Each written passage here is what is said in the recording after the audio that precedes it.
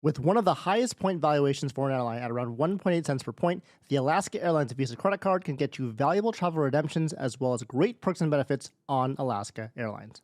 Personally, I don't fly on Alaska Airlines, but I had a subscriber, Chin Chem, ask me about a month ago in a comment to do a video on the Alaska Airlines VISA card, and so that's what I'll be doing today.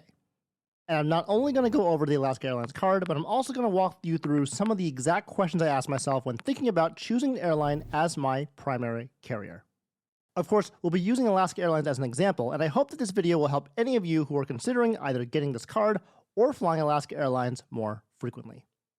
So first, let's briefly go over the main features of the personal Alaska Airlines VISA credit card by Bank of America. At the time of this recording, the card has a sign-up bonus of 50,000 bonus miles and Alaska's Companion Fare after you spend $2,000 or more in purchases within the first 90 days of account opening. This card has an annual fee of $75. The multipliers on this card are 3x miles on Alaska Airlines purchases and 1x miles on everything else. You also get Alaska's famous Companion Fare every card member account anniversary, where you can book a companion flight from $121, which, broken down, is $99 plus taxes and fees, which is valid on all Alaska Airlines flights booked on alaskaair.com. The benefits of this card include a free checked bag for you and up to 6 guests on the same reservation, which is $3 per person each way, and 20% back on Alaska Airlines in-flight purchases, including food, drinks, and Wi-Fi.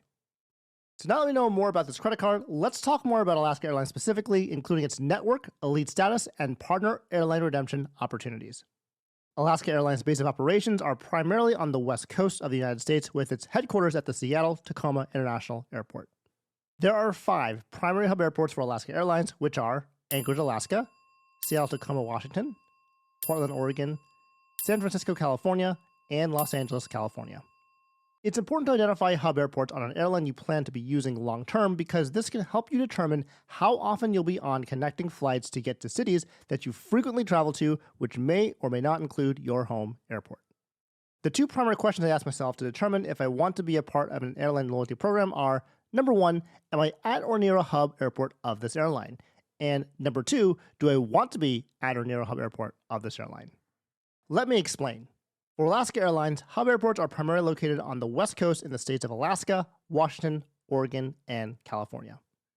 Being close to a hub airport means that you'll likely be able to fly on Alaska Airlines to multiple cities in the route network via a nonstop flight, and for most people, this is the preferred method of flying as it minimizes travel time and maximizes time at your final destination. But because this is what most people want, hub airports tend to be frequented by business travelers who are the most likely to have elite tier status on your airline as well.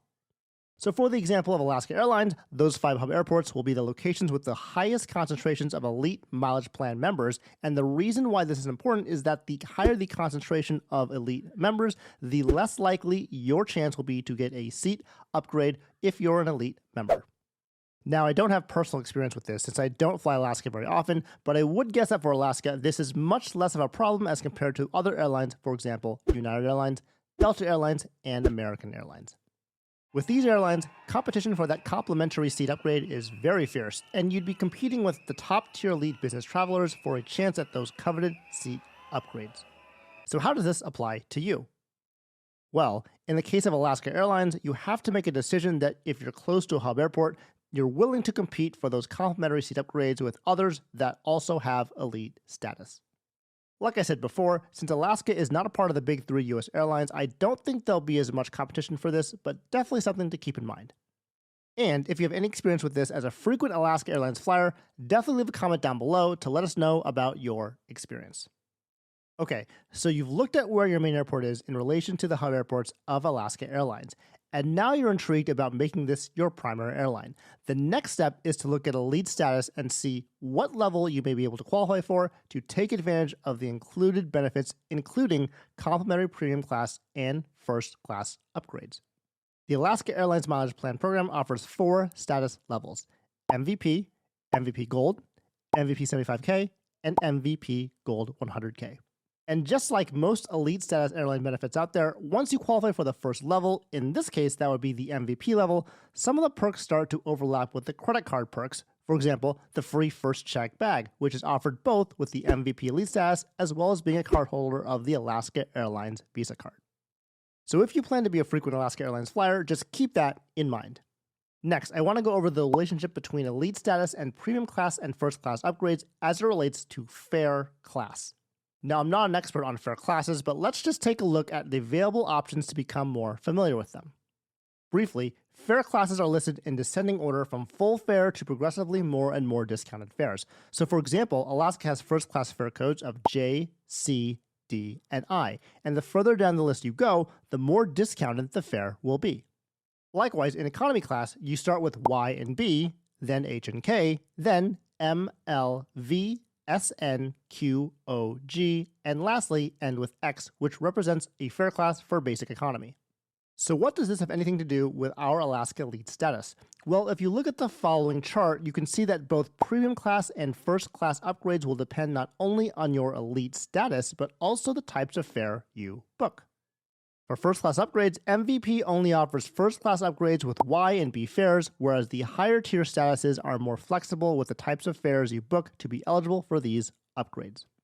Likewise, for premium class upgrades, MVP is limited to only Y, B, or H fares, whereas the higher tiers are less restrictive. Now, the reason why I'm making such a big deal about these complimentary first class or premium class upgrades is that I think that this is one of the best features of the Alaska Airlines MileagePlus program. Of course, the program comes with the usual benefits such as priority check-in and boarding, free checked bags, and preferred seating too, but I also want to cover another really fantastic perk of the MileagePlus program, and that is its inclusion in the One World Alliance. Alaska Airlines officially joined the One World Alliance in March of 2021, but even before this, you could use your Alaska Airlines miles on their partner airlines for some pretty insane redemptions. Now, this video won't be focused on the specifics of efficiently booking rewards travel, but essentially, you're going to be able to use your Alaska Airlines miles on partner airlines such as American Airlines, British Airways, and Cathay Pacific. You can see from this chart here that you can score business class redemptions on American Airlines to Europe for 57,500 miles or on British Airways for 60,000 miles. And from this chart, you can fly business class on Cathay Pacific for just 50,000 miles to Asia. Of course, these bookings are going to be subject to award availability, so it's definitely in your best interest to book these flights as early as possible to get the best redemption, usually booking around 1 year in advance. So now we know all about the Alaska Airlines credit card as well as the benefits of having status with the airline and their elite status perks and benefits. Let's go back to the card itself and ask the question, is this card right for you? Firstly, I recommend this card if you plan to fly on Alaska Airlines often. That's probably the lowest of low-hanging fruit answer, but it's just true not only for this card, but also for any other airline co-branded credit card. If you're going to fly often with them, why not get their credit card as well? Now, I do want to mention that there's a narrow window where this card is good for the occasional frequent flyer, but not so the avid frequent flyer. This is because if you end up getting higher tier status with Alaska Airlines, this will start diluting the benefits that's offered on the card itself, making the card less worth it.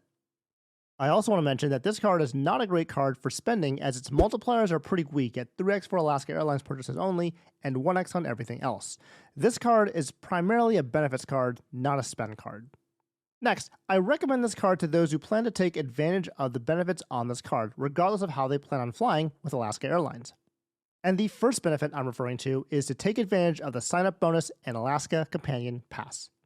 Getting the sign-up bonus on this card would significantly increase your stash of Alaska miles, setting you up for a great redemption, and of course, the Alaska Companion Pass would certainly be helpful to get a discounted or significantly discounted airline ticket for your companion as the price of this pass is capped at $99 plus taxes and fees.